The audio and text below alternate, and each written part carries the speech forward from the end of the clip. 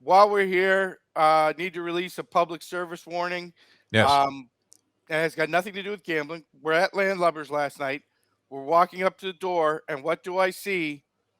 Those damn Girl Scouts are out again, Oh no. cooking their wares, set up a table outside with the usual 47 box of Thin Mints. Right.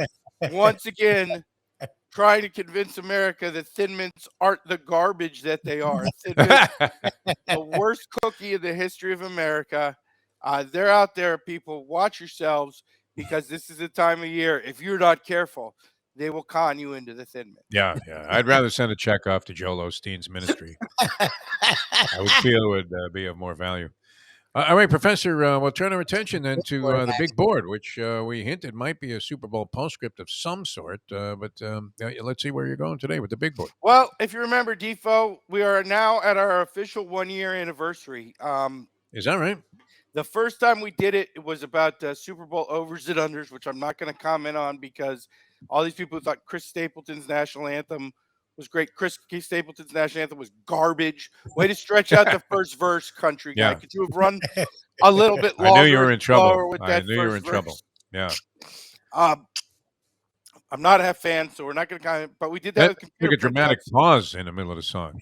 Then the next week, I almost jumped off a ledge. With the first official big board done on the screen here, and it was the big board of Super Bowl Suck. So for the 1 year anniversary, this is big board 2 of Super Bowl Sucks. Nice. We have the big board of Super Bowl Suck 2023. Beautiful. All right. Let's unveil. And look, there were a lot of great things about this Super Bowl, but there were some bad things too. And we're going to start talking about those. And that starts with one that was inevitably, 100% the minute they announced that this was going to end up on the Super Bowl Suck board. And of course it did. And that is Gronk's kick, which he missed. He did do it. I'm going to flash you back to the early 90s here, Defo. I don't know if you remember this, but there was a period for a couple of years in the early 90s where Dr. Pepper replaced the throwing the balls into the can contest with a make a 25-yard field goal contest. Yes. Okay. And Dr. Pepper discovered that if you tell people a couple months ahead of time that all they have to do is kick a 25-yard field goal, it is so easy to kick a 25-yard field goal that Dr. Pepper gave away so much money in 2 years, they immediately went back to throwing the balls in the cans because they were going to lose all their money if they kept giving away on 25-yard field goals. But somehow, a professional athlete who allegedly trained with Adam Vinatieri couldn't make a 25-yard kick to win $10 million for America via FanDuel on this. Hooked it so badly that it somehow hooked outside after 25 yards. I think this was thrown. I think this was intentional. I think a best case scenario. He probably had money on the miss. Yeah. No, he's probably working with FanDuel. I think the best case scenario is that Adam Vinatieri and Gronk's idea of training was like going to the club and doing a bunch of X and Molly and just like talking about the kick. Like, honestly, how the hell did he miss this? And hooked it that bad from 25 yards. First of all, why was Gronk kicking soccer style? Just have him kick straight on. It's 25 yards away, and he's got plenty of leg. He was a good 20 yards past the crossbar. Just have him kick straight on, Adam Vinatieri. What's wrong with you? Like, honestly, why did anybody try? I don't trust FanDuel anyway. We will get to that in future big boards. I'm hearing a lot of, and we really should talk about that seriously. I'm hearing a lot of bad things about FanDuel and DraftKings and some of their business tactics. I think this might have been part of it. Like, I think they're working with him. They don't want to give up the $10 million. Don't trust a Rob Gronkowski. Don't trust the Patriots. The Vinatieri, you're going to say, well, he was a Colt too. No, he's a Patriot. Yeah. As we learned down here with Brian Flores, you cannot trust these people. Didn't he have to make it? Working a plan behind the scenes. He had to make it. That was the whole promotion, was to have this big triumphant moment where Gronk, releases tens of millions of dollars to the unfortunate parlay suckers that are playing prop bets on FanDuel, and gives them a chance to, lose even more money chasing that. But, I wonder if they put up a prop about Gronk making the kick. They probably I think they did, and I think Gronk had it. Miss. And it should have suspiciously been no, minus 210. Yeah. Again, I think this was all as fixed as any WWE match ever. You could take your 8-year-old out to the schoolyard and have him start or her even start kicking field goals, and they could probably make a 25-yarder. It's about as easy as it gets. I don't know if they would make it, but what I guarantee they wouldn't do is hook it so badly that it starts in the middle and ends up outside. Yeah, you would have thought he was training at FSU, back in the day for that. All right, that's Again, this Gronk was Khan. worse than FSU. Those started outside and stayed outside. This started in the middle and hooked outside. Like, this looked completely intentional to me. Yeah. And it would be easy to rig. That's the problem. It's why I always was very tepid while you were very bold about betting highlight. Because there was just too much human control, right? And how many times did the guy overserve on the playoff point that you so desperately needed to get out for the day on the 13th game? Unbelievable. All right, Gronky Kong, number 5. Number 4. This is a rich tradition in the NFL. Happened announced almost immediately after the game. In fact, the very next day. And that is that we finished the Super Bowl with a good round of coaching racism. And somehow somebody watched the Super Bowl and decided, we want to hire the Philadelphia guy who didn't call plays either, and not Eric Bieniemy. Like, at this point, again, and part of what makes me hate this is that Brian Flores' stupid lawsuit is all about Eric Bieniemy. It's not about Brian Flores, who apparently was in fact offered, or claims anyway. This sounds like a lie to me, but Brian Flores is now claiming he was offered the Arizona Cardinals job and turned it down to go to the Minnesota Vikings as the defensive coordinator. In which case, my question is, doesn't the judge just have to throw your lawsuit right out the window? Your claim is that no NFL team will hire you. An NFL team tried to hire you, and you say you refused the job. Meanwhile, Eric Bieniemy, once again, can't get any credit for the game. All anybody wants to do is talk about Andy Reid. Despite the fact that Eric Bieniemy, Andy Reid saying is an active participant, Patrick Mahomes is saying is an active participant. I really want to know, at this point, it doesn't even feel like racism. It just feels like NFL owners hate Eric Bieniemy individually. Has to be. I mean, it makes no sense. The defensive coordinator who he smoked in the second half got a head coaching job.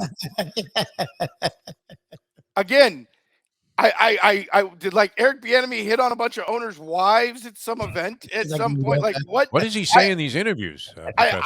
I'm not even angry about it. I'm just really curious. I want to know the backstory of what the hell is going on with NFL owners and Eric Bieniemy, because at this point, it feels very, very personal. It doesn't feel as if this is racism. It feels like somewhere in Roger Goodell's office, there's a picture of Eric Bieniemy with a big red X through the middle. Yep. Skull and crossbones. Gene Upshaw is rolling over in his grave, man. He can't believe this is still going on. Right? I mean, at this point, I think Art Shell is dead, and he's going to get another NFL job before Eric Bieniemy will be allowed to be it. Get one gig. What does this poor bastard have to do? He's won 2 Super Bill Bowls. Cowher will be coaching in the league before Eric Bieniemy gets a head coaching job. They got rid of Tyreek Hill and the rest of their wide receiver core. They came back and Patrick Mahomes was better somehow. Yeah. The offensive line, which is a huge weakness, was dominant against the best pass rush unit in the NFL this year. And everybody watched that game who was an NFL owner was like, you know what? Screw Eric Bieniemy. Yeah. I don't get it. Never even got consideration. I mean, his name wasn't even mentioned in conjunction with any of these jobs. So we figured he was the heir apparent to Andy Reid, but Reid gives no indication that he's ready to, give up Reid the gig gives the anytime opposite soon. indication. Reid announces after the game, I'll give up Krispy Kremes before I'll give up my head coaching job. Moon pies.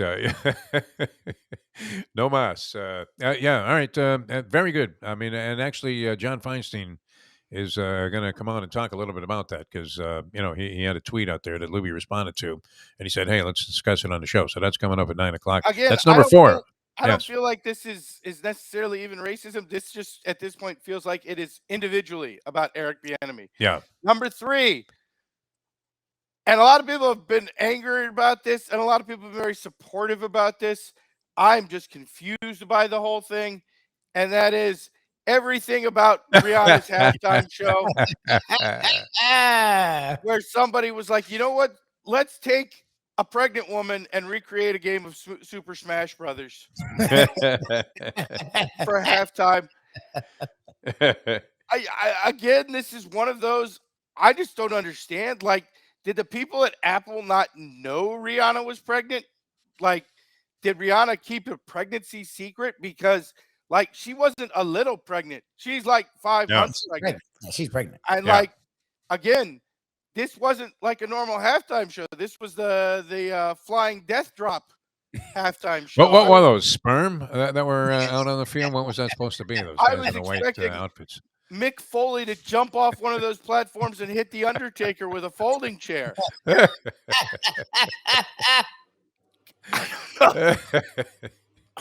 don't know what Yeah, the hell that was on. ponderous. That whole thing was Who just the hell? wild. Yeah. Who the hell has been watching the halftime show with the thought, you know what this needs? More hugely pregnant women. Like apparently Yeah. there's someone out there at Apple. Is it Tim Cook? Has someone been like, you know what we need? Who is this for? Like, were there women clamoring? You know what I want is like a big fat pregnant woman come out and not dance and sing songs Yeah, and lip sync float some on songs. Yeah. platform. Again, another incident, Luby.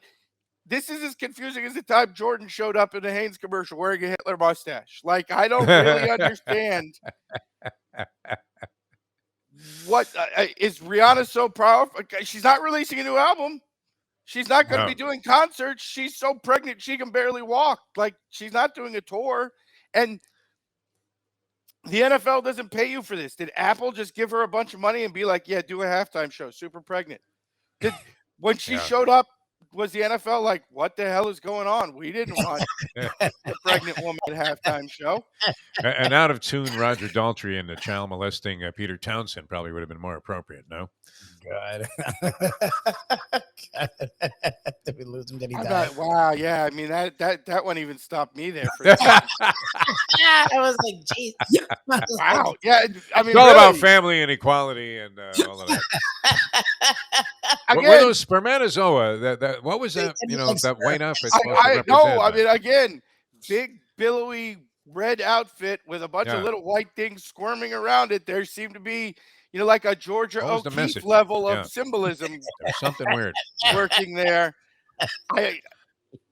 Again, and then let's float them up and down on platforms 70 feet in the air. Yeah. Because All of a wasn't sudden, you got Nick dangerous at all. Walinda. You know, an Owen Hart situation developing at halftime at the Super Bowl.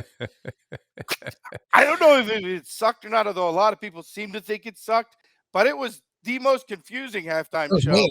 Yeah. I said it was weird. in the history of halftime shows. Yes. I like Rihanna, and it was weird. I didn't know what the hell was on. It got a lot of weird reactions. People were like, oh, well, at least she kept her clothes on this time. Number one, like, are you angry with Jennifer Lopez for getting half naked during halftime show? Because if so, you're not racist. You're just really, really gay. Which is fine, which is what you are. And number two, no, nobody wanted to see 6 months pregnant Rihanna get half naked during the middle of the halftime show. Yeah. That would have been weird. That wouldn't have been exciting. Very strange. That would have Yeah. just been strange. Weird. I It would have been remember- appropriate though, the way the show went though, and the rest of the show went down. I mean, again, People were going wild in the casino. I mean, where I was watching it, even guys were like shaking it a little bit, and I was thinking this show sucks. I mean, it's one of the worst things I've ever seen I've associated with heard the Super Bowl. If that was the halftime show, like between races at the Palm Beach Kennel Club, I would have thought at the matinee, you know, on a Tuesday. When it's like Alta Cocker Day, I mean, they all get in for half price. I would have I've thought, heard the, no, this is not the exciting. phrase "worst halftime show ever" thrown out. I'm old enough to remember the Up with People days. Yeah. So High maybe school not the bands. worst ever, but very, very strange and very, very confusing. All right, that's number 3. Number 2 on the big board of 2023 Super Bowl sucks. Do you know what's coming, Defo? Yeah. You know the one that's going to have to be there. And that takes us to number 2, which is Tubi trying to scare every person who's maybe a little bit old in America. Yeah. A very divisive moment in the Super Bowl because there were people who love this commercial. I think if you were smoking a joint at halftime, trying to get a little relaxed, get your little buzz on, and you walked back in to giant rabbit person in your window getting ready to drag you down the hole, you might have had a heart attack right in the middle of halftime, because I don't know what the hell was going on with this Tubi commercial. It seems to be the most polarizing commercial of the Super Bowl. There are people who love this for some reason. I have no idea why. It freaked me out. I am still seeing this giant rabbit in my nightmares and probably will be for weeks.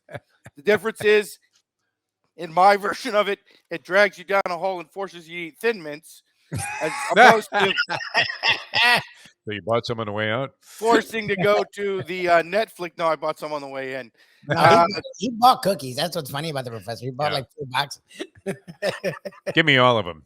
Again, not Thin Mints, not Thin Mints. the other thing that forces me about this commercial, like, isn't everybody's favorite game going to Netflix and then spending like 20 minutes scrolling through every option before you land on the documentary about serial killers? I did that last night. Exactly. Isn't that what everybody in America does? I thought that was America's third favorite show at this point. I thought it was like the Super Bowl and then something on Fox News, Tucker Carlson on Fox News, and then scrolling through Netflix for half an hour before you land on the serial killer show. I thought that was what everybody did.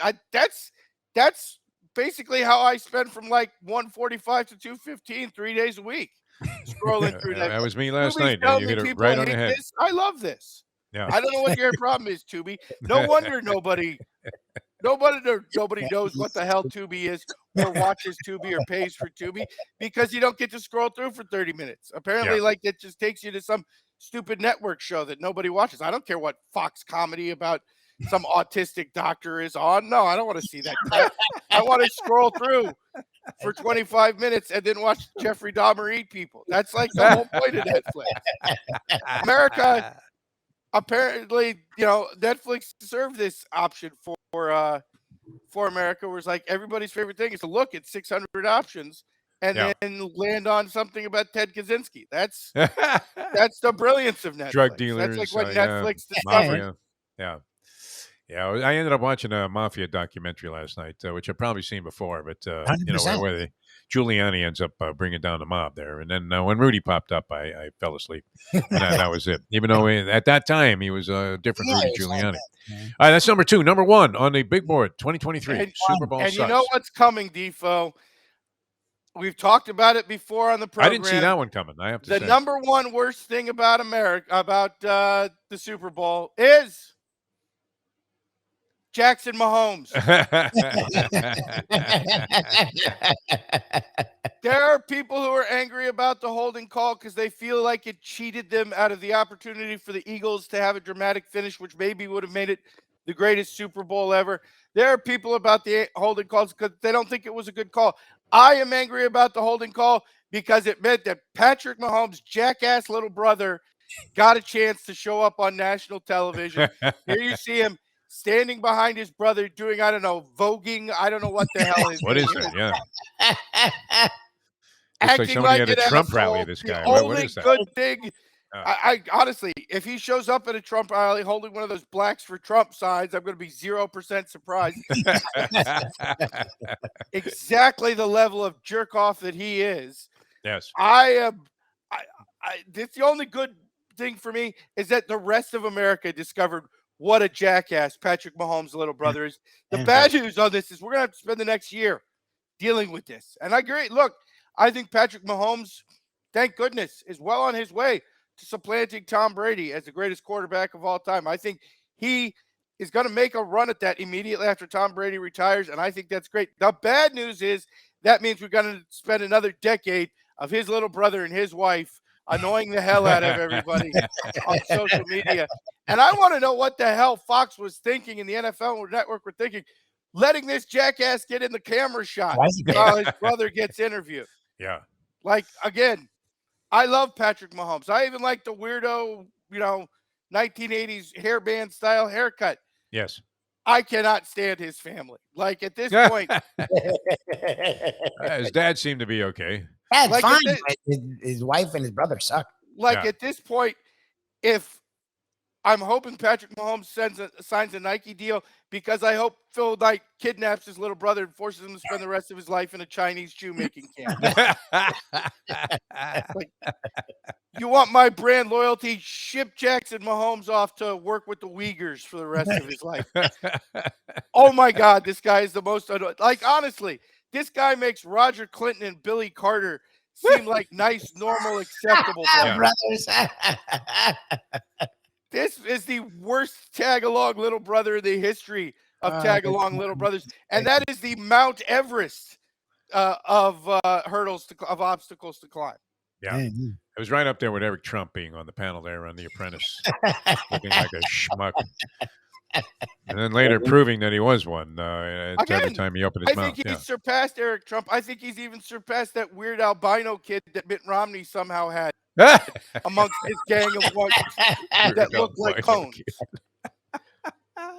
I can't name the Romneys because there's like 17 of them. But yeah, you know the one I'm talking about. The one that whole Mormon thing. You were like, how the hell is that part of the family?